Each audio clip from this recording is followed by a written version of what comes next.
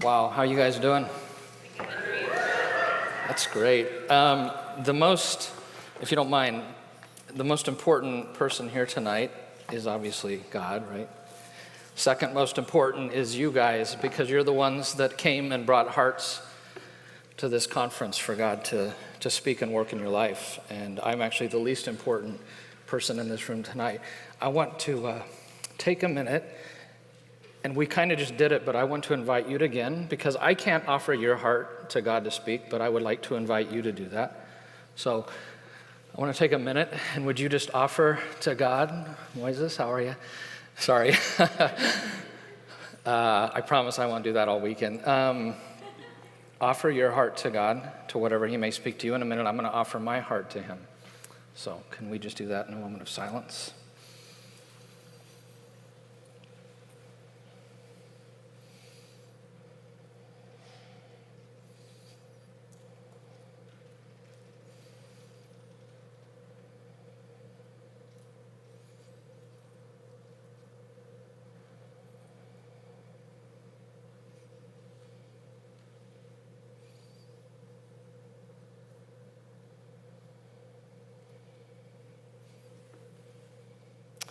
Lord Jesus, Spirit of God, we know you're present and you're wanting to work in hearts and lives. You're wanting to work in my own heart and life. You've already been doing that through this, and you still are needing an ongoing work in my own heart with this. So we just offer ourselves to you tonight, and I offer myself to you to be your instrument. My prayer is that you would let my teaching fall like rain and my words descend like dew, like showers on new grass, like abundant rain on tender plants. We pray this because of you, Jesus, and for you. Amen. Hey, I almost feel like I'm at home. I feel like I'm at Hayes here. I'm over here, and Cameron's like jamming on the bass, like when I come speak to your group, and David's here, and just saw Moises. And how many Fort Hayes guys are here? Oh, wow. And they're all up front. Wow. David, how'd you do that? That's awesome. Emporia, I'm from Emporia State. How many from Emporia are here? Where's our Emporia group? Oh, also up front. Awesome. So good to have everybody. I am Garen Forsyth. I think I've got a family photo or something to show you. I'm in Emporia, Kansas. I've been working with international students since 1990, so we're actually working on year number 29. So that's me in the middle. Yeah, go back, if you don't mind, to the... Yeah, that's me in the middle, if you didn't notice. My wife, Pat, who's in the back. Can you guys give a shout to Pat for me?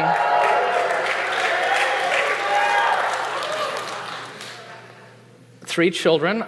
Our oldest is Carissa. She just started school at Duke University and studying material science. And I just saw today on USA Today the 50 weirdest jobs in the country, and one of them was material science. So I'm going to send that to her later.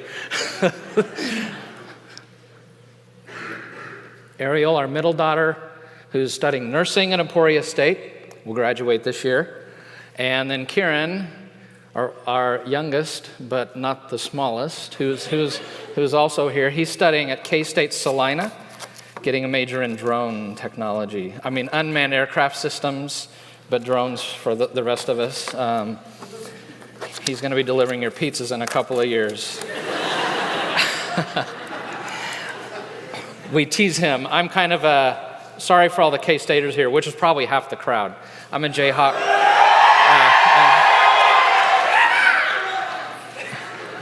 Only 2 or 3. I'm surprised. I'm a KU fan, but I'm not a K-State. Okay. But I'm not a K-State hater. I'm one of those in football. You're with the Wildcats. But the rest of our kids. Well, actually, we all kind of got the Jayhawk bug from Dad. But we were teasing him one time that he's gone to he went to K-State. He's getting a degree at K-State, and when he graduates, he's going to be a pizza delivery boy. Kind of. Just teasing him a little bit. So, okay. I actually, do you guys know how many, This, I have heard, I mean, I know by experience, this place sleeps 500 people. Did you know that?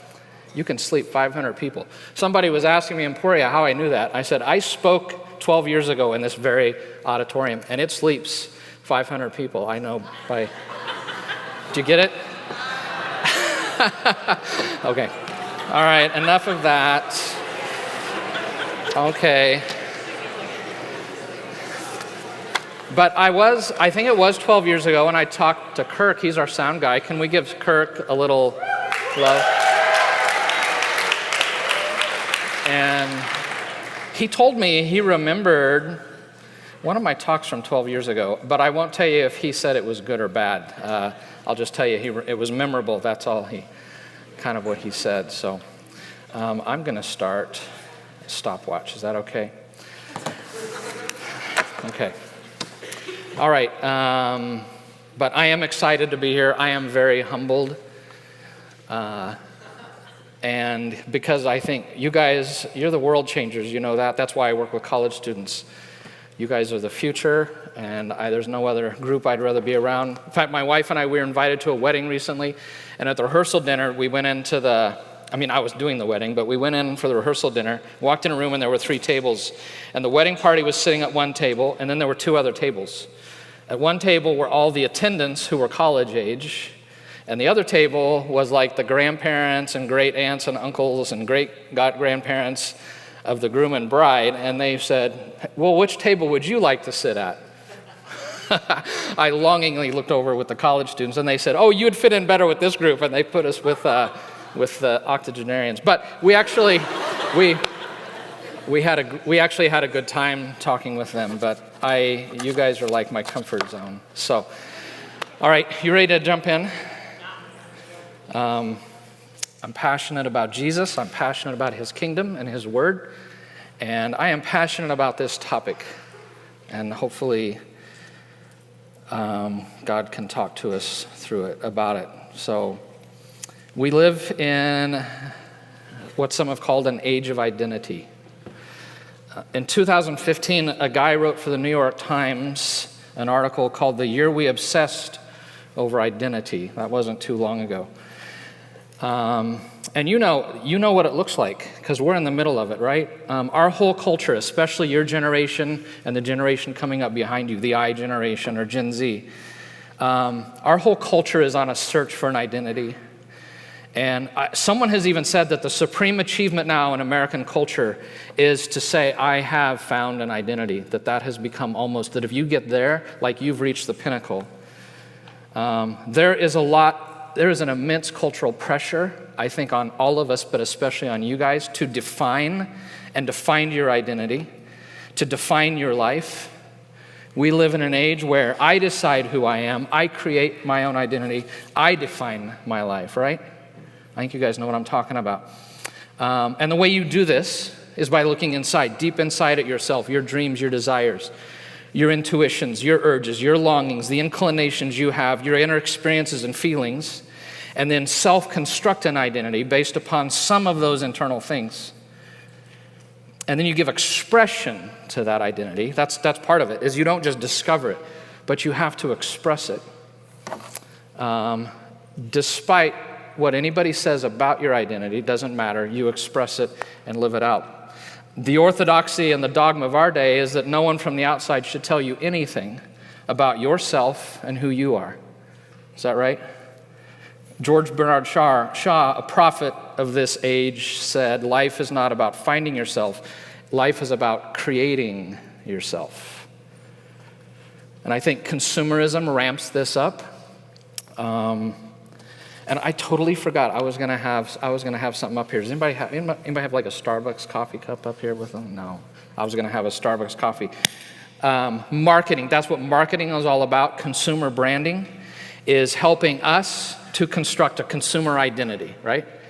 And I was just gonna try to be funny, Oh, I never do that. And I was gonna have like a Starbucks, cup sitting here, but that didn't go over very well.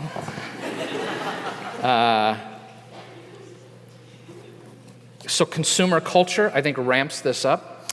Social media really exacerbates all of this, because we all live with personal technologies that help us to create and carefully craft and cultivate personas, right? And it's where our image is filtered and we don't show our true selves and just the self we want people to see. And chat rooms and message boards and video gaming, I can even create a different identity, different name with avatars. Look at that. Anybody play League of Legends here? Huh? A few. This is Garen in League of Legends. I only know that because a Chinese student, when I first met a Chinese student a couple semesters ago, he goes, "Garen, I know you, you're in League of Legends." He said, but you look a lot better in League of Legends.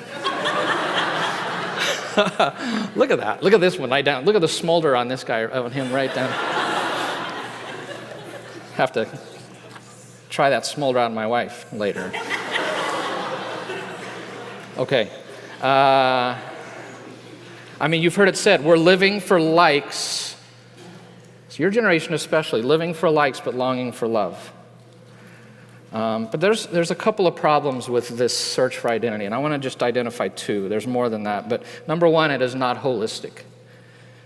And if you're in the middle of this, I think you understand. Because it's an age where we pick and choose a few things out of our inner selves. Some people even one thing to identify by, leaving many things internally untouched and hidden, especially the darkness, right?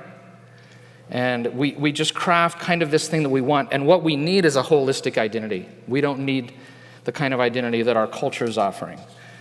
But more importantly, it's just not working. There was a survey, and I think it was Gallup that came out last spring that really caught my attention. They had interviewed your generation and were asking, what was the greatest need in your heart or life? The thing that you, as individuals, that they asked, what's the thing you're most missing and want? And though we live in an age of identity and all the pressure is on for you to create an identity, guess what was the number one thing people felt like they were missing in their life? An identity.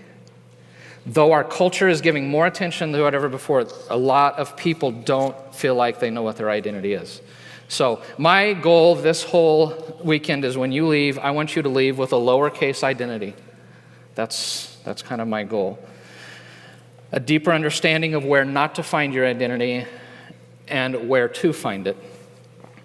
And you might be like saying, well, I hear crickets. Do you hear the crickets? That's encouraging as a speaker, you know. You're sorry. What's this old guy have to say to me, right?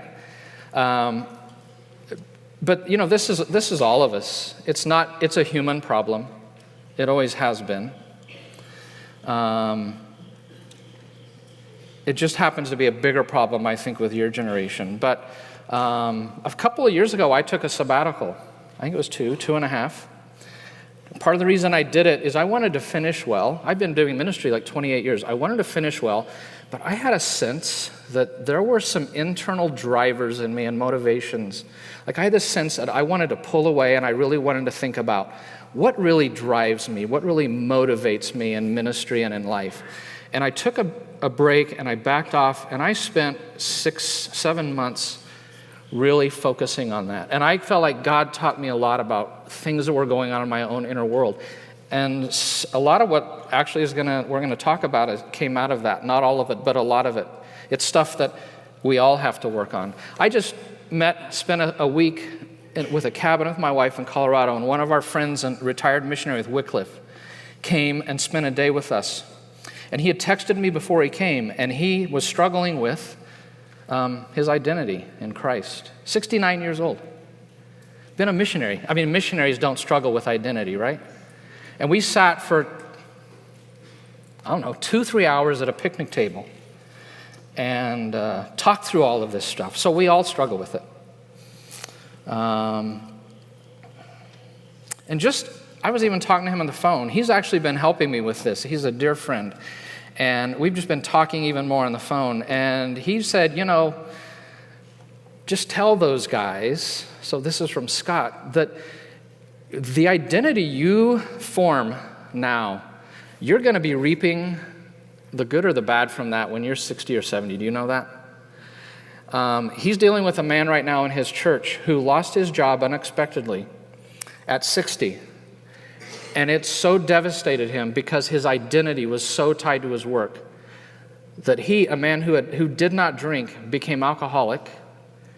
And he's ended up losing his wife, all because that losing of his job, which is the thing that he tied his identity to, when it was gone, he had no identity as a guy who went to church.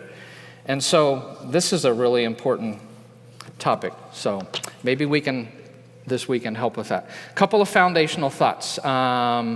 It goes without saying, I think, that you will live out of your identity. So what your identity is, you will live out of it. It will frame everything in your life. It will affect everything you do. And a corollary principle of that would be, if I have the wrong identity, then you think you're going to be pursuing the right things in life?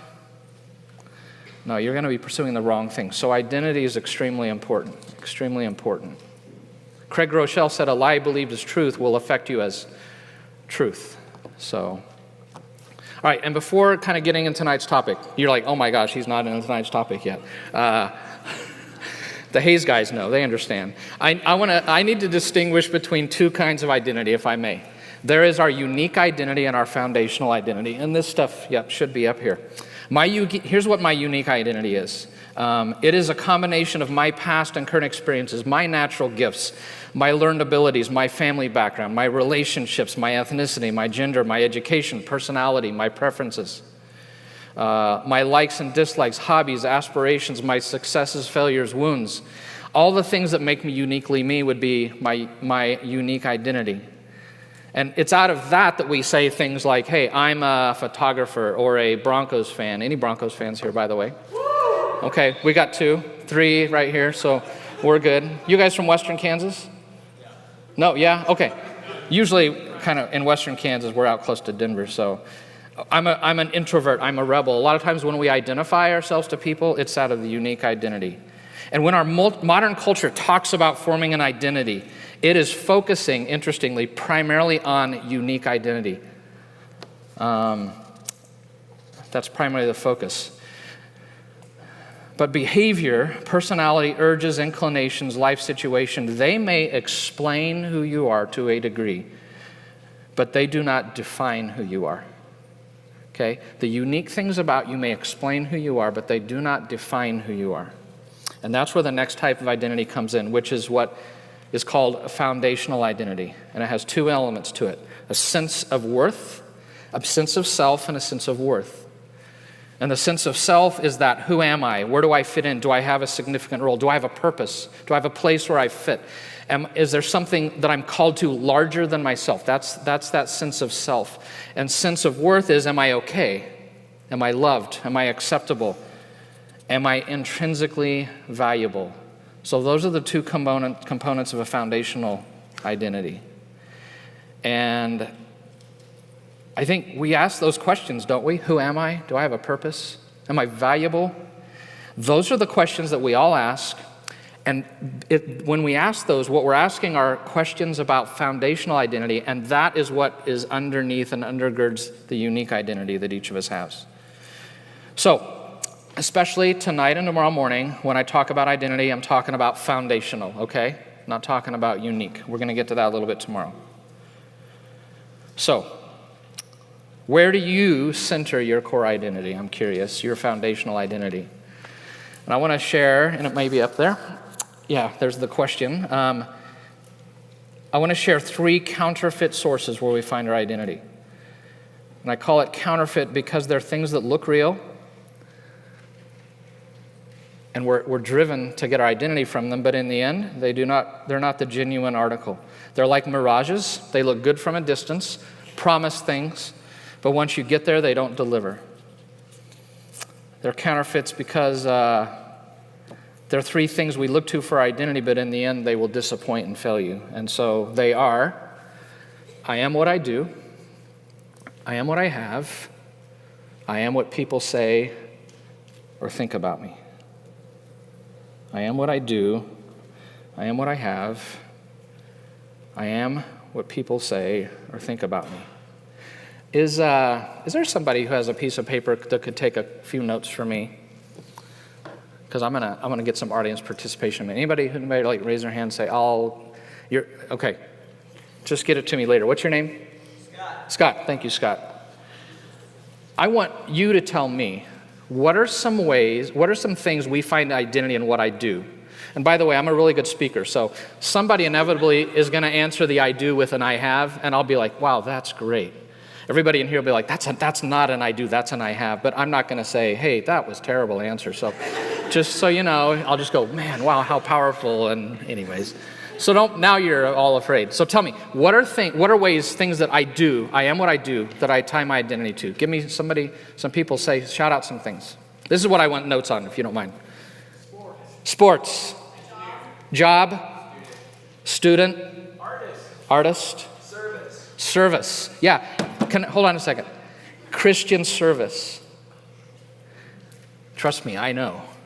Okay, I know. That can become an identity. What else? Go ahead. Musician. Scientist. Leader. Achiever. Family person. Yeah. Dad, right. Parenting. Right. Being a dad. Being a good dad. Any others? Hard work. Yeah, oh man, perfectionism. We're going to hit that tomorrow night. What else? What else? Teaching. What was that one? Failure. Yeah. Yeah, because we're all kind of throwing out the positive, but there are people who, what I am is my failure, right? All right, good job. Tell me about I am what I have. Tell me some of those. Money? House. Yeah, I heard several. Car. Good looks. What's that one feel like? What? I'm sorry. Did somebody say authority? That's a really good one. If somebody said it. If not, that was really good. What else? Intelligence. Mental illness. Nothing. Yeah, the people that care about you. Right. Because I am a parent and I do parenting, but also I have 2 daughters. I have a son. I have a wife. I have a cat. I tired any other cats, but yeah, that like, right. You can tie it into that. Any other halves? Huh? Okay. Security. Somebody's been looking at my notes. Yeah. Grades. Right. Good grades. All right. I am what people say or think about me. Give me some of those. Okay. What? Stupid. Fat. Okay.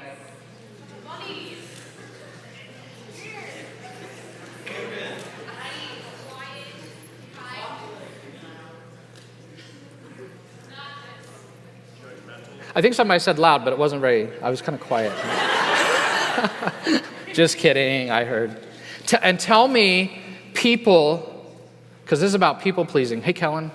But anyways, this is about people pleasing. Tell me people who really matter, their opinion matters of you so much. Parents.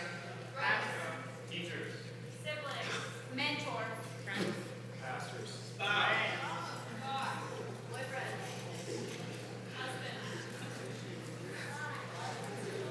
Wow. Scott needs a break. Sorry, Scott.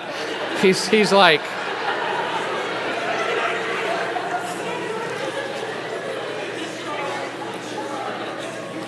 Scott, I only have one thing to say to you. You are what you do. That's all. That's all I want to say. That's all I want to say. All right.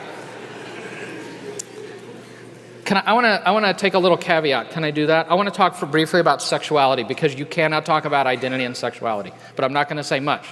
That's what your campus leaders are for, right? I get them in trouble, and they get to answer the questions. So. In much of our culture, sexuality is becoming the defining area of how many people find and express their identity. That's just true, right? Okay. And so somebody was even asking me, how does that fit into this framework? And here's what I would say, and here's what I did say to them, that I would say that in any sexual behavior, there are deeper motivations always going on underneath it, right? There's always something underneath that's going on. So if you depend on relationships and approval for your identity, I am what people think or say about me, then our longing for sexual encounters may really be a deeper seeking for acceptance. Does that make sense? It may actually be seeking for an acceptance-based identity, which totally fits our culture these days because love is now defined in terms of being the ultimate form of love and acceptance. Or if you depend on what you have for your identity, then your primary sexual partner may be a beautiful wife who actually functions as a trophy wife, right? I am what I have. But that's it. I'm done with that. But I do think that this even undergirds a lot of that. So when you strive, here's what I want to say. When you strive to build your foundational identity upon those three counterfeit sources, your whole identity becomes about performing, possessing, and pleasing. Performing, possessing, and pleasing. Your deepest internal drivers will be for achievements, assets, and acclaim. That's what will drive your life. Performing, possessing, and pleasing. Achievements, assets, and acclaim. And I want you to see this is what our culture is actually promoting. And I'm not the person who came up with this, but it's an achieved identity. It's an achieved identity. An identity achieved by who? By me. By me. Like Smith Barney commercial used to say, I don't know, that may have been too long ago. I did it the old-fashioned way. I earned it. And that's the kind of identity people are seeking now, is an achieved identity. That's what all the pressure is. When we seek our identity in these three things, what we're really doing, here's what we're really doing. We are seeking a big I identity. We are seeking a big I identity. It's just a mask, not intentionally, but underneath, deep in our human core, it is a mask for the self-directed, self-focused life where I sit on the throne of my life, so to speak, where I want to determine my identity. I want to be in charge of who I am. I want to be in control. I want it all about me. And we could say that an identity built upon these three counterfeit sources, it's a false identity. It's the false self, which we'll kind of come back to. Turn to Matthew 4 with me. If you have your Bible, turn to Matthew 4.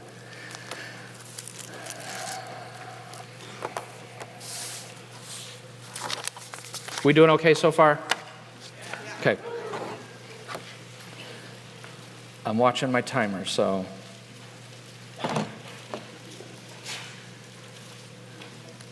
Matthew 4.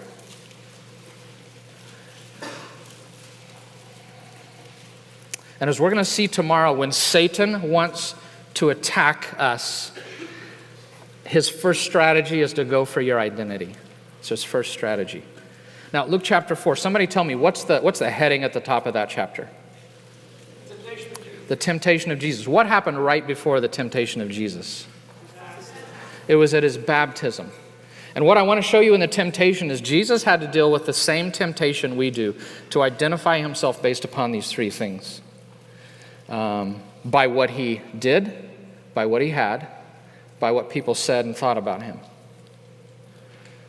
Interestingly, at the baptism, the Father spoke to and over him and said, "You are my beloved Son, and I delight in you."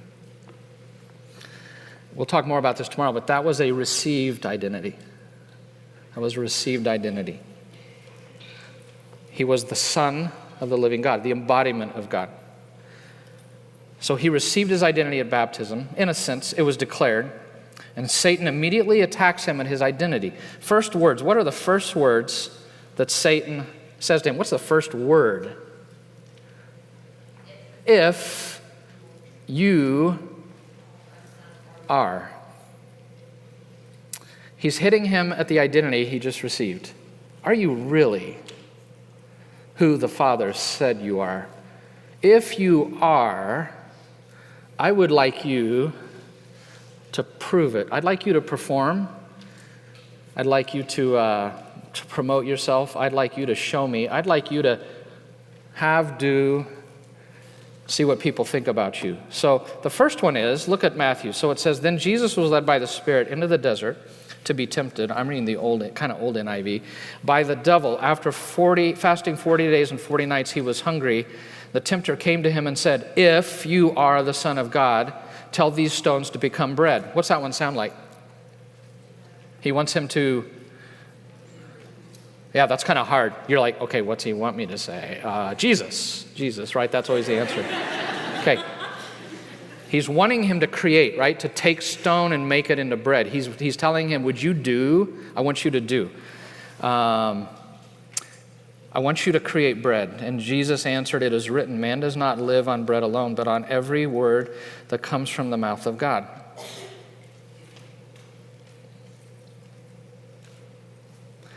You are what you do. Then the devil took him to the holy city and had him stand on the highest point of the temple. If you're the Son of God, he said, throw yourself down, for it is written, he will command his angels concerning you, and they will lift you up in their hands so that you will not strike your foot against a stone. And don't, please, if you're like really good into exegesis, because I'm like an exegesis guy, please don't take me to task too much on the temptation stuff, if you would. Just be gracious with me, if you would. There's something important to know in the background of this. We have Jewish writings before the time of Jesus, and we know a lot. The expectation of Messiah was very high. And we've got rabbinic writings, and there was a lot of talk about what would he be like, where would he appear, this kind of stuff. A lot of writing was going on.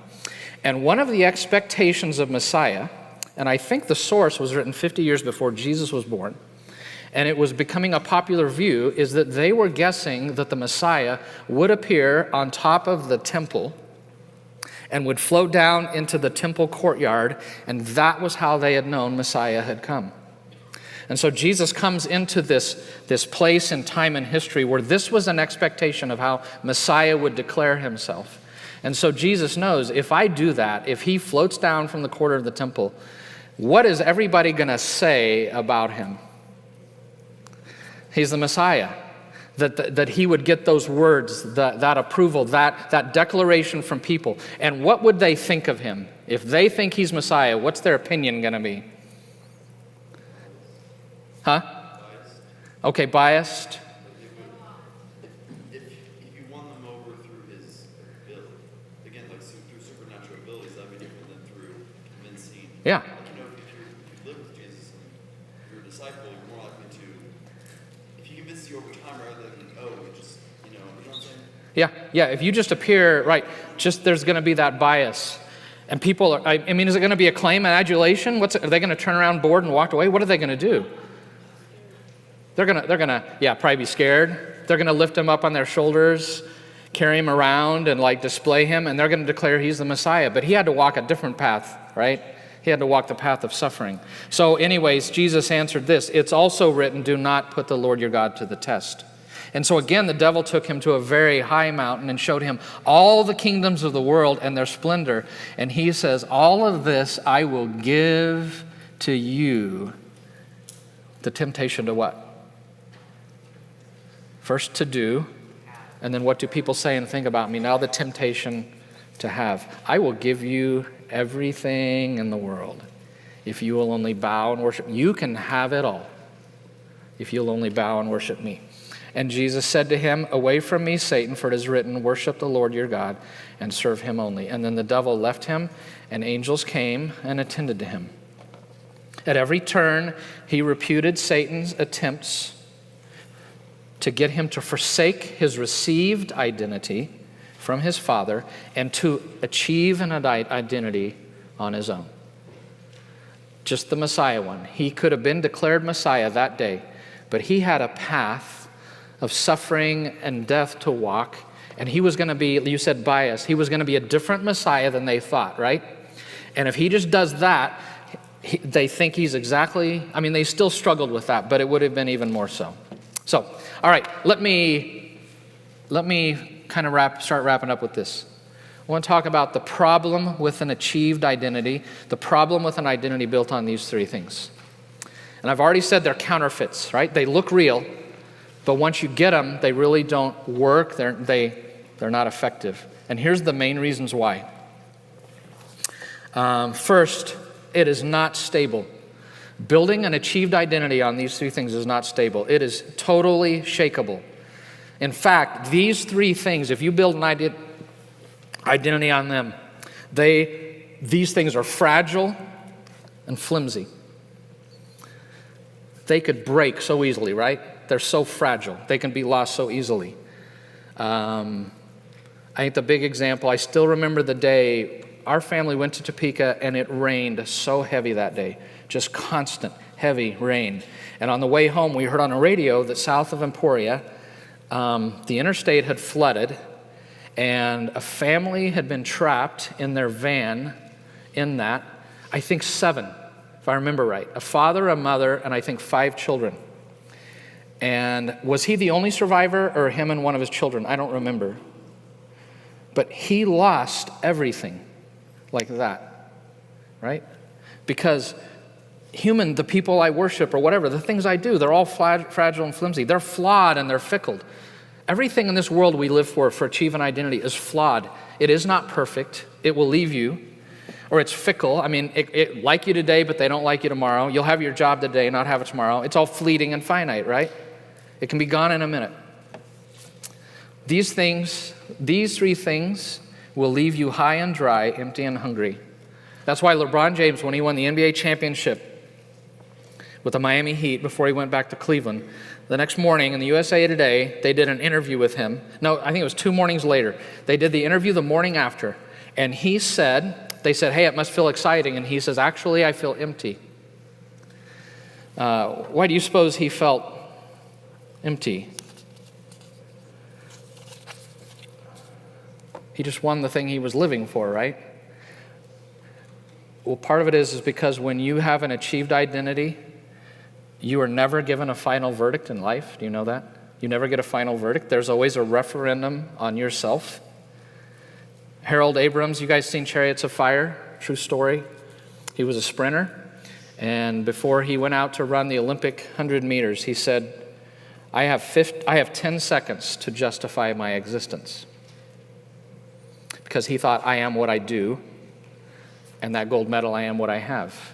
And by the way, he didn't get the gold medal. But if he had got the gold medal, what would he have thought right after that? Would his existence have been justified? Yeah, for a moment, and then what? Well, there's a 100-meter race at the European Championships in a month, right? And there's another 100 meters, here, and then there's going to be the Olympics in 4 years. Do you see that there's never a final verdict? Even when you get what you think you want, you've got to do it again and again and again and again and again, and you never get the final verdict. That's why Madonna said in a 1991 interview, I have an iron will, and all of my will has always been to conquer some horrible feeling of inadequacy. I'm always struggling with that fear. My drive in life is the horrible fear of being mediocre. That's always been pushing me. Even though I become somebody, I still have to prove that I am somebody. My struggle has never ended, and it probably never will.